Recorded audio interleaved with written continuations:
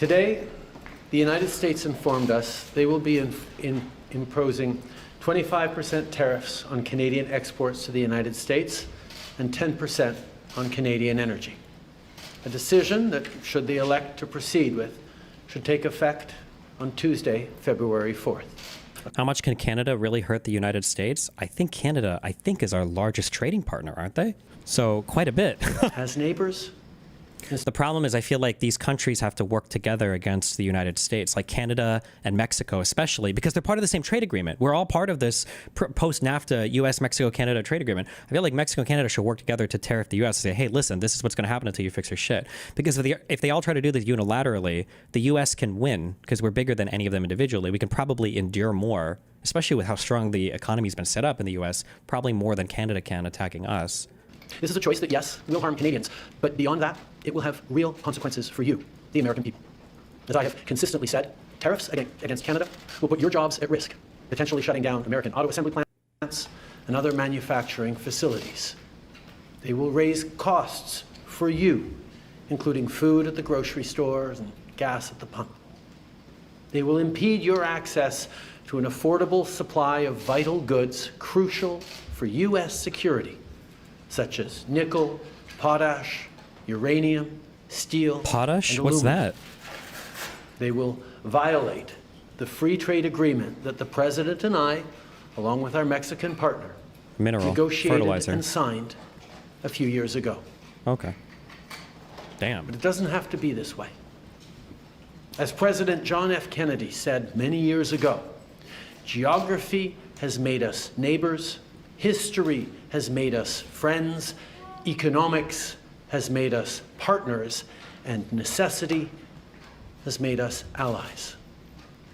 Tonight, I am announcing Canada will be responding to the U.S. trade actions with 25% tariffs against $155 billion worth of American goods. Damn. This will include immediate tariffs on $30 billion worth of goods as of Tuesday, followed by further tariffs on $125 billion worth of American products in 21 days' time to allow Canadian companies and supply chains to seek to find alternatives. Like the American tariffs, our response will also be far-reaching and include everyday items such as American beer, wine, and bourbon, fruits and fruit juices, including orange juice, along with vegetables, perfume, clothing, and shoes. It'll include major consumer products like household appliances. The issue is that I don't know if, again, we're playing on different playgrounds here. There's different rules going on. Well, because I was going to say, I think MAGA will suffer. I think for Democrats, if you made life worse for us, we would be like, okay, well, what the f do we need to do to change this? But if you make life worse for MAGA, they'll be like, oh, as long as they're suffering more than we are, I don't give a f. That's the challenge. But not all Trump supporters feel that way. You just have to discourage 1% or 2% from voting, and you basically win, I guess. So it's not like you have to convert even a double-digit percentage of them. You just have to do like 3 or 4%, and then it's over, I guess. But furniture and sports equipment, and materials like lumber and plastics, along with much, much more. And as part of our response, we are considering, with the provinces and territories, several or motivate non-MAGA voters, or motivate like independents from actually, or more Democrats, dipshitocrats from actually going out and voting. Yeah. And as part of our response, we are considering, with the provinces and territories, several non-tariff measures, including some relating to critical minerals, energy, procurement, and other partnerships. Oof. We will stand strong for Canada. We will stand strong to ensure our countries continue to be the best neighbors in the world. Like, literally, no matter what, this is already a monumental f***ing failure in terms of leadership. What the fuck? Like, what the fuck, guys? Hello? These are our neighbors. These are our friends. These are these are our strongest neighbors. What the fuck? Why are we in a trade war with our strongest neighbors? We have the combined largest market in the world. I'm pretty sure it's even larger than the European Union is the U.S., Mexico, Canadian market, right? Like, what the fuck, guys? Please stop repeating this bullshit argument. The only rational argument I've heard is that Trump wants to get more favorable import deals from Canada and Mexico, but obviously that is the worst way to do it. It can't be that everything is on the table for every negotiation. That's not how the real world works. People don't treat you seriously when you do that. You can't go into your office with your professor arguing about your last test score, and when he's like, well, what are we going to do? How are we going to negotiate this? You want to do extra credit? And then you open your vest, you have a vest full of grenades, and you're like, I probably won't do it, but I'll blow this whole motherfucking building up if you won't give me 10 points on that final, dog. You can't do that. You cannot negotiate this way. is brinksmanship of the worst degree. We're past brinksmanship now. Now we're getting retaliatory tariffs from our largest trading partner and our closest friend and dearest ally in the entire hemisphere. What the fuck? Bro, should I have sold all my shit? What are our markets going to look like? Oh my God. Trump said he's going to increase tariffs if Canada responds. What's the end game here? Who blinks first? I mean, like, I don't know. I feel like their governments are probably more stable than the U.S. government, but I don't know if stability is a favored trait here. I have no idea. All right, so we'll take 20 minutes of questions, 20 minutes de questions. Because Trump said explicitly in his tariffs, Trump literally said that he left open the possibility, not the possibility, he would raise them if they retaliated. And he knows they're going to retaliate. They have to. So I don't... Une question, one follow-up, une question à suivre. Merci. Bonsoir, M. le Premier ministre, Raymond Fillon de TVA. Est-ce que vous avez parlé ou tenté de parler avec le président Trump aujourd'hui ou dans les derniers jours? Ça fait depuis l'inauguration que j'essaie de rejoindre le président. J'espère pouvoir lui parler bientôt. It's been since the inauguration that I've been reaching out to speak with Donald Trump. I hope to speak with him sometime soon.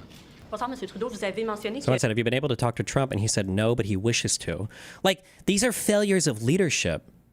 Like, I said this before with that crazy, when the Office of Management and Personnel, or was it the Office of Budget Management and the executive, tried to give guidance on how to implement these crazy Trump EOs on our federal administrations, and nobody knows what the fuck to do. That's a failure in leadership. Like, how are you not communicating any of this to anybody? No one has any idea what the fuck to do right now. Like, it's an actual clown, it's a clown show.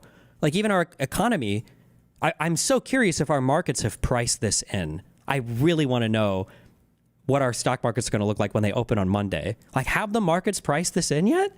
Did people really think this was going to happen? Will this affect literally every aspect of the economy or just certain sectors?